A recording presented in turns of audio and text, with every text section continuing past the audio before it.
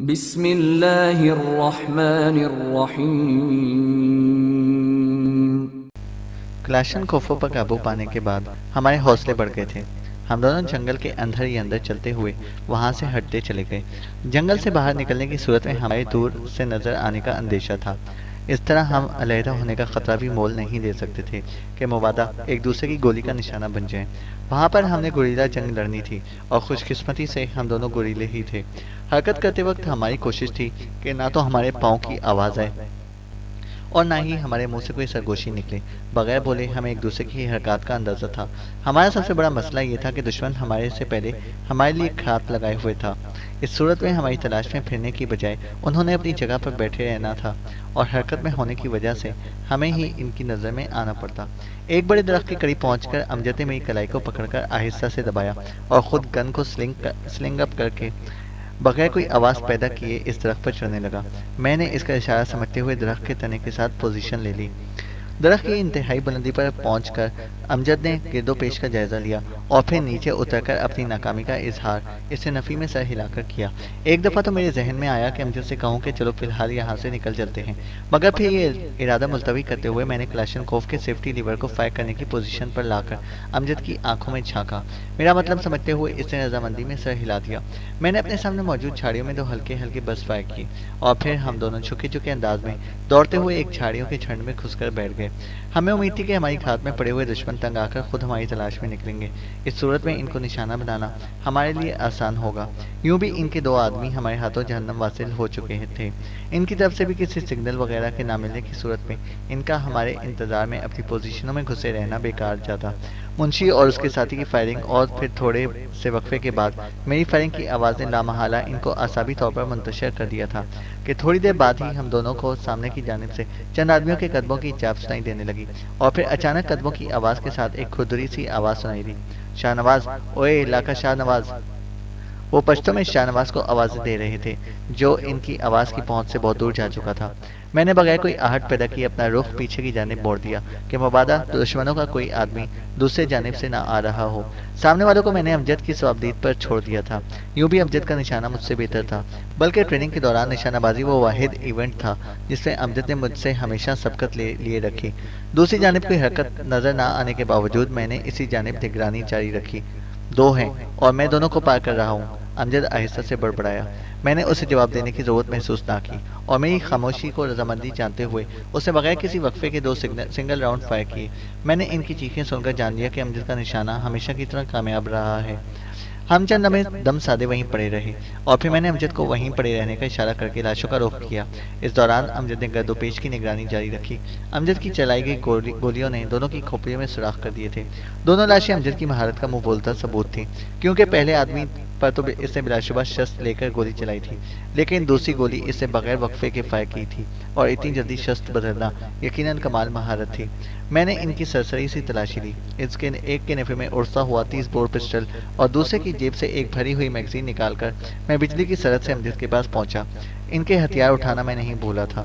دونوں فالتو ہتھیار اسی جگہ چھپا کر ہم کالنگ کرتے ہوئے وہاں سے نکلے، کیونکہ اسی جگہ بیٹھے رہنے کی صورت میں ہم ان کے گھیرے میں آ سکتے تھے۔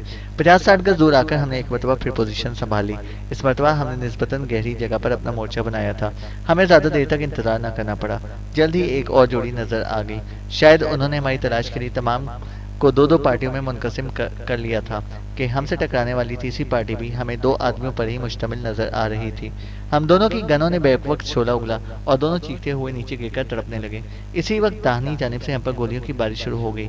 ہم نے جوابی فائرنگ کرنے کی بجائے خاموشی میں عافیت سمجھی کہ بغیر مقصد کے گولی ضائع کرنا کبھی بھی کمانڈو کا خاصہ نہیں رہا۔ یوں بھی ہم جس جگہ چھپے ہوئے تھے وہاں پر ہمیں نشانہ بنانا ناممکن نہیں تو مشکل ضرور تھا۔ چند لمحوں بعد ہی ہماری خاموشی کو محسوس کر کے مخالفین نے فائرنگ کرنا بند کر دیا۔ شاید ان کو بھی اپنے ایمونیشن کم ہونے کا احساس ہو گیا تھا۔ ماجے، میرا خیال ہے یہاں سے باہر نکلتے ہیں، کیونکہ اگر ہمیں آڑ میسر ہے تو دشمن بھی تو نظر نہیں آ رہا۔ یوں نہ ہو کسی اندھی گولی کا شکار ہو جائیں۔ ویسے بھی ہمیں ان کی تعداد کا صحیح اندازہ نہیں، کھلی جگہ پر جا کر ہی کچھ اندازہ ہوگا۔ امجد نے پوچھا، ان جھاڑیوں سے باہر کی زمین کیسی ہے؟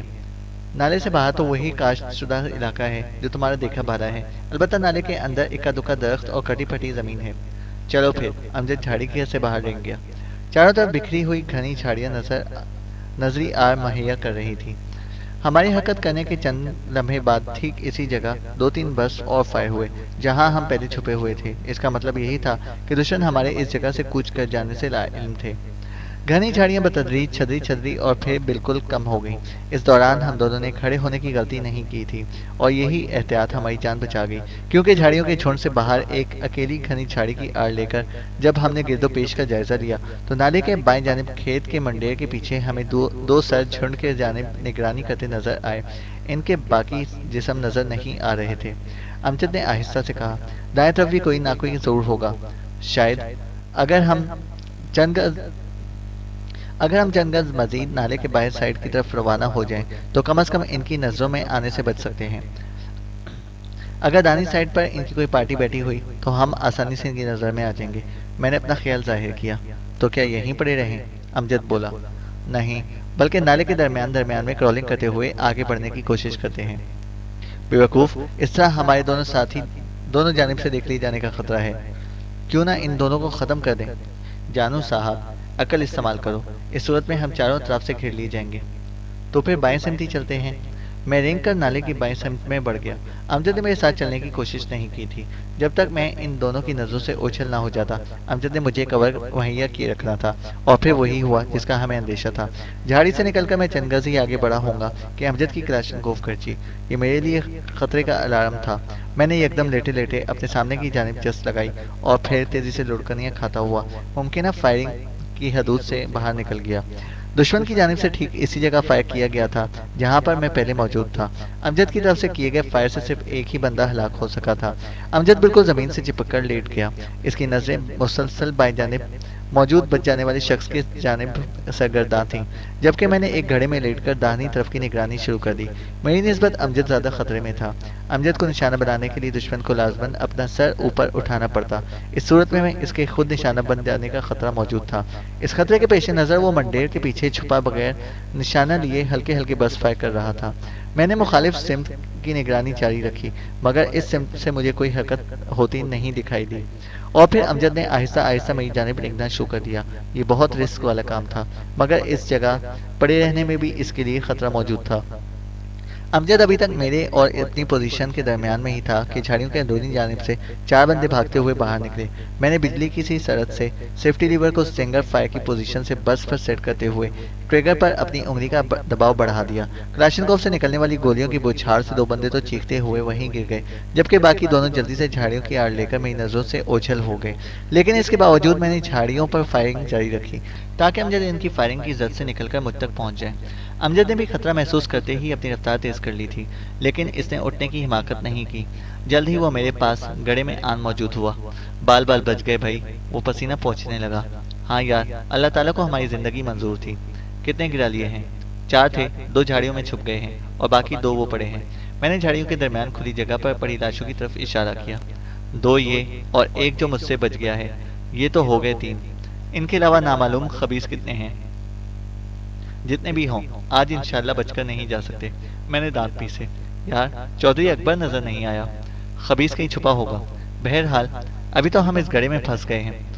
ऐसे करो कि यहाँ से इक्का दुक्का फायर इन झाड़ियों पर करते रहो। मैं इस तरफ से वापस जंगल की तरफ जाकर इन्हें पीछे से घेरता हूँ। मैंने घड़े से जंगल की तरफ जाती हुई उभरी मंडेर की मानंद जमीन की तरफ इशारा किया। नहीं, तुम यहाँ से इन्हें धोखे में मुब्तला रखो, मैं चलता हूँ। मगर मैं इस वक्त तक घड़े से निकलकर जमीन पर लेट गया था। मजबूरन अमजद वहीं खड़ा रहा। आमतौर पर क्रॉलिंग करते वक्त ऐसा करने वाले की छाती जमीन से उठती रहती है, मगर इस वक्त जमीन की मुनासबत से मुझे बिल्कुल जमीन से चिपकना पड़ गया था और कोहनियों और घुटनों की बजाय हाथ की हथेलियों और पाँव के पंजों से काम ले रहा था। वो 50-60 गज का फासला मुझे बहुत तवील महसूस हुआ, मगर रास्ता कितना ही तवील क्यों ना हो, साबित कदमी इसे तय कर लेती है। मैं भी जल्द ही झाड़ियों की लाइन तक जा पहुंचा। झाड़ियों की आड़ लेकर मैं आहिस्तगी से उठ बैठा और अपना सांस दुरुस्त करने लगा। वहां से आगे मैं बैठे बैठे सफर कर सकता था। मैं आगे बढ़ने ही लगा था कि गैर इरादी तौर पर मेरी नजर अमजद की सिमत उठी और ये देखकर मेरा खून खुश्क होने लगा कि अमजद की पुश्त पर मौजूद खड़ी चढ़ाई के ऊपर एक बंदा दबे कदम अमजद की तरफ बढ़ रहा था। जिस वक्त मेरी नजर इस पर पड़ी, इस वक्त वो किनारे से दूर 2 कदम था और ये 2 कदम उठाते ही नीचे अमजद ने اور یہ 2 قدم اٹھاتے ہی نیچے لیٹے امجد نے اس کی نظر میں آ جانا تھا۔ ہتھیار اس نے پہلے سے فائر کرنے کی پوزیشن میں تانا ہوا تھا۔ چشمے زدن میں فیصلہ کرتے ہوئے میں نے سیفٹی لیور کو برسٹ کی پوزیشن پہ سیٹ کیا اور ٹریگر دبا دیا کہ سنگل راؤنڈ فائر کرنے کی صورت میں بہرحال فائر کے خطا ہونے کا خطرہ موجود تھا۔ مجھے اگر فائر کرنے میں چند سیکنڈ کی بھی تاخیر ہوئی ہوتی تو وہ اپنے مضموم مقصد میں کامیاب ہو چکا ہوتا۔ گولیوں کی بوچھار نے اسے سر کے بل نیچے گرنے پر مجبور کر دیا تھا۔ تڑتڑاہٹ کی آواز سن کر ایک لمحے کے لیے تو امجد بھی اچھل پڑا، مگر اس نے گڑھے سے باہر نکلنے کی غلطی نہیں کی۔ میری گولی کا شکار ہونے والا امجد کے سامنے ہی بما اپنے ہتھیار کے جا گرا۔ فائر کرتے ہی میں زمین پر لیٹ گیا اور میرا بر وقت لیٹنا کام آ گیا کہ اسی وقت شوں شوں کی آواز کے ساتھ گولیاں میرے اوپر سے گزری۔ میں ایک مرتبہ پھر رینگتے ہوئے آگے بڑھنے لگا۔ دشمن میں مسلسل میری پہلی پوزیشن کو نشانہ بنائے ہوئے تھے۔ تھوڑا سا آگے آ کر میں اٹھا اور جھکے جھکے انداز میں دوڑتا ہوا اس جگہ سے دور ہٹنا چلا گیا۔ مناسب فاصلے پر پہنچ کر میں نے اپنا رخ دشمن کی سمت کر کے محتاط انداز میں اس جانب بڑھنے لگا۔ کلاشنکوف میرے ہاتھوں میں فائر کرنے کی پوزیشن میں تیار تھی اور میں ہلکی سی بے قاعدگی پر فائر کھولنے کے لیے تیار تھا۔ ایک مخصوص فاصلہ طے کرنے کے بعد میں نے رفتار بالکل آہستہ کر لی۔ مزید چند قدم چلنے کے بعد میری سماعتوں میں ہلکی سی آواز آئی اور میں تیزی سے زمین پر لیٹ گیا۔ کرمشا اوسمنگ گوشی پاتشو زچا منڈا اوواو۔ کرمشا اب ہم اکیلے رہ گئے ہیں، چلو فی الحال بھاگ نکلتے ہیں۔ ٹھیک دا خو خان سے بخفاشی۔ ٹھیک ہے لیکن خان صاحب خفا ہو جائے گا۔ دوسرا بندہ جسے کرمشا کہہ کر مخاطب کیا گیا تھا پریشان لہجے میں بولا۔ خان صاحب کی خفگی سے یہ زندگی کہیں بہتر ہے، اول ذکر نے چھلا کر کہا، اور یہ دونوں خنزیر تو پتہ نہیں جن ہیں یا بھوت کہ اچانک کسی دانے سے نکل کر ہمارے بندے کو ہلاک کرتے ہیں اور پھر غائب ہو جاتے ہیں۔ 12 بندوں میں ہم 2 ہی بچے ہیں۔ اگر تھوڑی دیر مزید ان سے مقابلہ کیا تو شاید ہم بھی پار ہو جائیں۔ اس نے اپنی زندگی بچانے کے لیے حالات کا صحیح تجزیہ کیا تھا، مگر بدقسمتی سے وہ لیٹ ہو گیا تھا۔ آخری بات اس کے منہ میں تھی کہ میں ان کے سر پر جا پہنچا، اور اس سے پہلے کہ کرمشا اس سے متفق ہوتا، میری کلاشنکوف سے نکلنے والی گولی نے اسے ہر قسم کے خدشات اور تفکرات سے آزاد کر دیا۔ اگر تم اس کے ساتھ نہیں جانا چاہتے تو ہتھیار پھینک کر اپنے ہاتھ اوپر اٹھا لو، اور کرمشا نے جلدی سے کلاشنکوف پھینک کر اپنے دونوں ہاتھوں سر سے بلند کر لیے۔ گڈ، اسے شاباش دیتے ہوئے میں نے امجد کو آواز دی، امجد آ جاؤ بھائی، صلح ہو گئی ہے۔ اور چند لمحوں بعد ہی امجد میرے پاس پہنچ گیا۔ کیا یہ آخری ہے؟ ہاں، اگر خان صاحب نے ان کی تلاش میں مزید بندے نہ بھیجے تو اس کے ہاتھ باندھو، میں ذرا ہتھیار جمع کر لوں، کسی محفوظ جگہ پر پہنچ کر اس سے گپ شپ کریں گے۔ میں نے سر ہلاتے ہوئے کرمشا کی تلاشی لینے لگا۔ ایک جگہ امجد ہتھیار اکٹھے کرنے لگا۔ تلاشی لے کر میں نے اس کی ہی پگڑی اتار کر اس کے دونوں ہاتھ اس کی پشت کی جانب باندھ دیے۔ امجد بھی جلد ہی ان کے ہتھیار اکٹھے کر کے میرے پاس پہنچ گیا۔ امجد نے پوچھا، اس سے پوچھ گچھ کرنے کے لیے کوئی محفوظ جگہ مل جائے گی؟ اس جگہ کو کیا ہے؟ پولیس نہ آ جائے، کافی دیر سے فائرنگ ہو رہی ہے۔ ہوں، پولیس شہروں میں کبھی ٹائم پر نہیں پہنچتی، یہ تو ویسے بھی گنڈا پوروں کا علاقہ ہے۔ پولیس کو جب تک کوئی مقامی باشندہ کسی لاش کے ملنے کی اطلاع نہ دے دے وہ یہاں نہیں آنے والی۔ فائرنگ تو یوں بھی یہاں آئے روز کا معمول ہے۔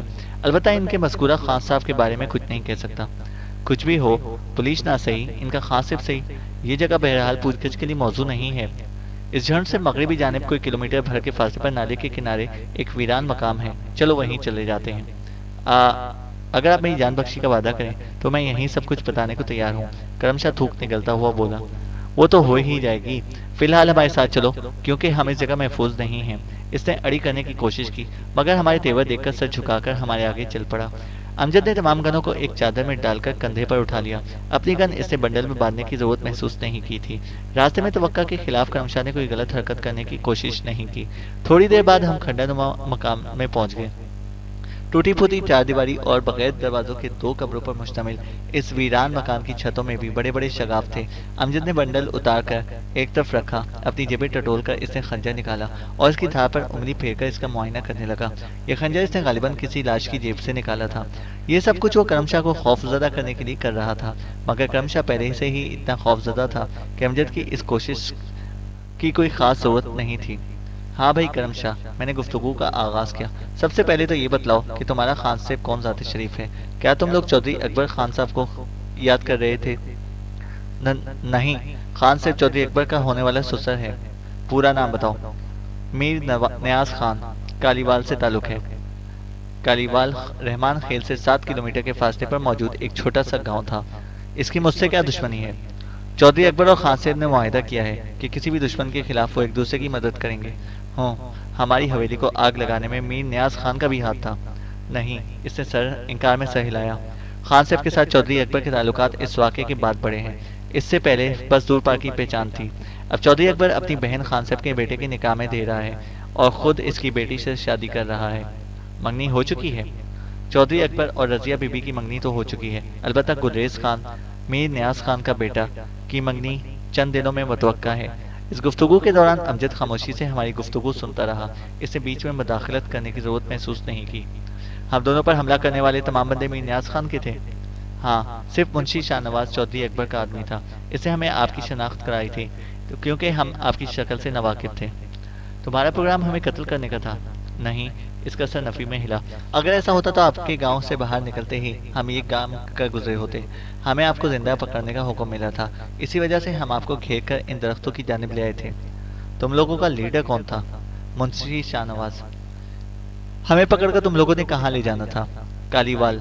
قتل کرنا تو سمجھ میں آتا ہے، زندہ لے جانے کا مقصد؟ امجد جو کافی دیر سے خاموش کھڑا تھا مستفسر ہوا۔ اس بارے میں مجھے کچھ علم نہیں، اس کے لہجے میں بے بسی تھی۔ اب اس کے ساتھ کیا کریں؟ اس کی بات ختم ہوئی تو امجد نے مجھ سے پوچھا، بھائی صاحب، میرے چھوٹے چھوٹے بچے ہیں۔ میرے بولنے سے پہلے وہ پشتوں میں گر گڑایا، رات لل ٹائم کے درتا معشومان یاد نہ ہو؟ آتے وقت تجھے بچے یاد نہیں تھے؟ میری بات سن کر اس نے شرمندہ انداز میں اپنے سر کو جھکا لیا۔ اچھا، اس طرح کرو، خان صاحب کی حویلی کا اندرونی نقشہ ذرا تفصیل سے بتلا دو تاکہ تجھے چھوڑنے کے بارے میں غور کر سکیں۔ امجد نے پوچھا اور کرم شاہ فرفر میر نیاز خان کی حویلی کے اندرونی حصوں کے متعلق معلومات فراہم کرنے لگا۔ ہم پر حملہ کرنے والوں کے بارے میں اسے بتایا کہ ان میں کرم شاہ منشی اور ہمارے ہاتھوں مرنے والے آخری بندے کے علاوہ تمام تر جرائم پیشہ افراد تھے اور کئی ایک کیسوں میں پولیس کو مطلوب تھے۔ مجھے زندہ پکڑ کر میر نیاز خان کے حوالے کرنے کا معاوضہ انہوں نے 50,000 روپے طلب کیا تھا، جس سے 25,000 روپے وہ وصول کر چکے تھے اور بقایا مجھے خان کے حوالے کرتے وقت لیتے۔ ہم کیسے یقین کر لیں کہ تم نے سچ بیانی کی ہے؟ اس کی بات ختم ہوتے ہی میں مستفسر ہوا، جس کے جواب میں وہ آہستہ سے بولا، آپ کو یقین دلانے کے لیے میں صرف اتنا کہہ سکتا ہوں کہ میری نظر میں جو حقیقت تھی میں نے وہی بیان کی ہے، آگے آپ کی مرضی۔ اتنا خوفزدہ ہونے کے باوجود اس کے دو ٹوک انداز میں بات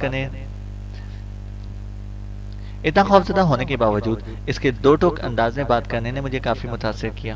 ٹھیک ہے کرم شاہ، تم آزاد ہو۔ میں یوں بھی خواہ مخواہ قتل و غارت کو پسند نہیں کرتا، الا یہ کہ مجھے اس کام پر مجبور کیا جائے۔ تمہارے ساتھیوں کے ساتھ بھی ہم دونوں دفاعی جنگ لڑے ہیں۔ باقی جہاں تک تعلق ہے تمہارے خان صاحب کا، اسے ہماری طرف سے بتلا دینا کہ جلد ہی ملاقات ہوگی اور اب تم جا سکتے ہو۔ اس نے تشکر بھرے انداز میں سلام کیا اور جلدی جلدی وہاں سے رخصت ہو گیا۔ اس کے غائب ہوتے ہی ہم دونوں نے ہتھیاروں کا بنڈل ویران مکان کے قریب ایک گڑھے میں رکھا اور اس گڑھے پر ٹہنیاں وغیرہ ڈال کر اوپر سے مٹی اور پتھروں سے ڈھانپ دیا۔ اپنے پاس ہم نے صرف ایک کلوز بٹ کی کلاشنکوف چھوڑی جو امجد نے اپنے کوٹ کے نیچے لٹکا لی تھی۔ غنیمت میں ملنے والی 2 پستولوں کو البتہ ہم نے اپنی جیبوں میں منتقل کر لیا۔ وہاں سے ہم سیدھے گھر پہنچے۔ اسلم بھائی بے قراری سے ہمارا انتظار کر رہا تھا۔ سارا دن کہاں غائب رہے؟ اس سے چھوٹتے ہی پوچھا۔ اس کے لہجے کا اضطراب ہم سے چھپا نہ رہ سکا۔ یہ لمبی کہانی ہے، پہلے نہائیں گے، پھر کھانا کھائیں گے اور آخر میں قصہ سنائیں گے۔ امجد کے لہجے اور انداز پر اسلم بھائی کے ہونٹوں پر بے ساختہ مسکراہٹ نمودار ہوئی۔ ٹھیک ہے، میں باتھ روم میں گرم پانی رکھوا دیتا ہوں۔ تھوڑی دیر بعد ہم نہا دھو کے کھانے سے فارغ ہو کر چائے پیتے ہوئے اسلم کو اپنی کہانی سنا رہے تھے۔ میر نیاز خان تو کالیوال کا بہت بڑا بدماش ہے، سرکاری حلقوں میں بھی کافی اثر و رسوخ رکھتا ہے۔ ہماری کہانی سننے کے بعد اسلم بھائی تشویش سے بولا، اس کی جاگیرداری تو بس اس کے جرائم پر پردہ ڈالنے کا ذریعہ ہے، ورنہ اس کی ساری آمدنی کا دار و مدار اسمگلنگ وغیرہ پر ہے۔ میں نے پوچھا، اس کا بیٹا بھی اس کے ساتھ کاروبار میں شریک ہے؟ بیٹا چھوڑو، بیٹی بھی شریک ہے۔ کیا؟ ہم دونوں کے منہ سے بے ساختہ نکلا۔ صحیح کہہ رہا ہوں بھائی جان، وہ 16 جماعت پاس ہے، اپنی گاڑی خود چلاتی ہے اور مردوں کی طرح پتلون پہنتی ہے، سر پر دوپٹہ نہیں اوڑھتی، بال بھی مردوں کی طرح چھوٹے چھوٹے ہیں۔ اتنی تعلیم یافتہ ہو کر اس نے اکبر کے ساتھ شادی کرنا کس طرح پسند کر لیا؟ کیا کہہ سکتا ہوں؟ اسلم بھائی نے کندھے اچکائے۔ شاید چودھری اکبر کی زمین جائیداد پر ان کی نظر ہو، یا پھر میر نیاز خان اپنی بیٹی اکبر خان کے نکاح میں اس کی واجبی تعلیم کو دیکھ کر دے رہا ہو کہ نفسیاتی طور پر اکبر خان دبا رہے گا۔ ہو سکتا ہے، امجد اس بات میں سر ہلایا۔ ایسی آزاد خیال لڑکیاں یوں بھی کم تعلیم یافتہ خاوند پسند کرتی ہیں تاکہ ان کی آزادی میں مخل نہ ہو۔ اچھا چھوڑو اس بحث کو۔ اسلم بھائی، آپ میری بات ذرا غور سے سن لیں۔ چودھری اکبر اب کھل کر سامنے آ گیا ہے۔ मीर न्याज खान भी इसकी पुष्ट पनाही कर रहा है। आज हमारे हाथों इन्हें जो जख्म उठानी पड़ी है, इसका बदला लेने की कोशिश वो लाजमन करेंगे। इस जमन में अगर हम इनके हत्थे ना चढ़े तो इसका बदला वो आपसे और ममानी जान से लेंगे। शायद घर की औरतों को यह कमाल बनाकर वो हमारे ऊपर काबू पाने की कोशिश करें।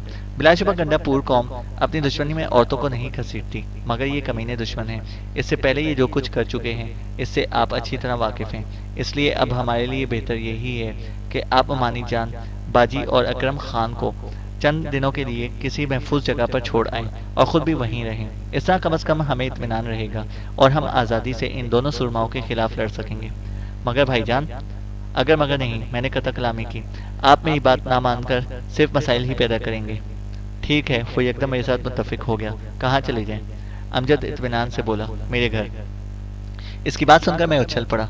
बिल्कुल असलम भाई, अमजद का घर आप लोगों के लिए महफूज रहेगा। मैं अम्मीजान और जमीला को उधर छोड़कर वापस आ जाऊंगा।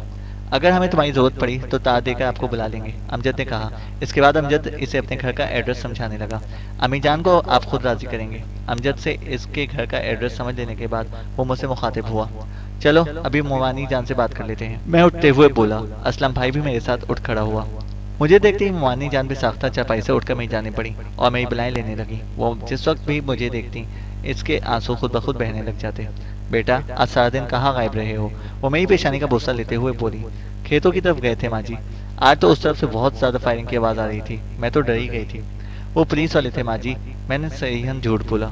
डाकुओं के साथ इनका टाकरा हो गया था। खुदा बर्बाद करे इन डाकुओं को। वो डाकुओं को कोसने लगी। माँ जी, मैं एक काम के सिलसिले में हाजिर हुआ था। 100 काम बतलाओ पुत्र। माँ जी, आपको तो पता है कि जमीला मेरी इकलौती बहन है और इसे इस हाल में देखकर मुझे जितनी तकलीफ होती है ये बताने की बात नहीं। मैंने और असलम भाई ने मशवरा किया है कि बाजी को कराची इलाज के लिए भेजा जाए। इस मकसद के लिए आप और भाई असलम को भी इसके साथ जाना पड़ेगा। कराची भेजने की क्या जरूरत है? अपने शहर में इलाज करा लेंगे ना? नहीं माँ जी, मैंने नफी में सर हिलाया। यहाँ पर बाजी की बीमारी के मुतालिक कोई काबिल डॉक्टर मौजूद नहीं है। कराची में तो एक से एक अच्छे डॉक्टर पड़े हैं। इसके अलावा अमजद का घर भी वहीं है। आप लोगों को रिहाइश की तंगी भी नहीं होगी। ठीक है पुत्र, अगर आप लोगों ने फैसला कर ही लिया है तो मुझे क्या एतराज़ हो सकता है। खिलाफ तवक्का वो बहुत जल्द राजी हो गई। तो फिर सुबह बाजी और अकरम खान को तैयार कर लेना। इतनी जल्दी? इसके लहजे में हैरानी थी। हाँ ना माँ जी, डॉक्टर कह रहा था कि पहले भी हम लोगों ने बहुत देर कर दी है। मजीद लेट करने से बाजी की बीमारी बढ़ जाने का अंदेशा है। मैं झूठ पे झूठ कर रहा था। अगर ये बात है तो हम सुबह सवेरे तैयार हो जाएंगे पुत्र। मैंने इत्मीनान भरा सांस लेते हुए इनसे इजाज़त चाहिए और असलम को अपने साथ आने का इशारा करते हुए घर से निकल आया। अमजद रजाई ओढ़े सो गया था। असलम भाई मोमानी जान को राजी करते करते बाजी के इलाज की सबील भी निकल आई। हालांकि इसके मुतालिक हमें पहले से सोचना चाहिए था। बहरहाल अब भी कुछ नहीं बिगड़ा। सुबह शहर तक मैं और अमजद आपके साथ जाएंगे। वहां से बैंक से कुछ रकम निकाल कर दूंगा, पैसों की जिससे आपने सचमुच बाजी का इलाज कराना है। इस मकसद के लिए अंकल यानी अमजद के अब्बू आपकी रहनुमाई करेंगे। और इसके अलावा अगर पैसों की जरूरत पड़ी तो मुझे तार दे देना, मैं इंशाल्लाह रकम आपको भिजवा दूंगा। इतनी रकम तो मेरे पास भी होगी कि अपने शरीक हयात का इलाज करा सकूं। वो मेरी बहन है असलम भाई, और बहनों के भाइयों पर बहुत ज़्यादा हकूक होते हैं। अगर दान के कातिलों को कैफर किरदार तक ना पहुँचाना होता तो मैं खुद आपके साथ चलता, मगर आप तो खफा ही हो गए। असलम ने कता कलामी की। मेरी बात का ये मकसद नहीं था। अच्छा छोड़ो इस मकसद को, मैंने मौजू बदला। अब यूँ करो कि मोर्चे में चले जाओ, अपनी क्लाशन कोफ भी साथ ले जाना। आज रात बहुत एहतियात से गुजारने की जरूरत है क्योंकि दुश्मन बहुत तेजी दिखा रहा है। मैं चंद घंटे आराम करके तेरी बदली कर लूंगा। नहीं, आप आराम करें, मैं अकेला ही काफ़ी हूँ। और फिर मेरा जवाब सुने बगैर वो बैठक से बाहर निकल गया। चैनल को सब्सक्राइब करें और बेल आइकन को प्रेस करें ताकि हमारी हर अपडेट आपको बर वक्त मिल सके।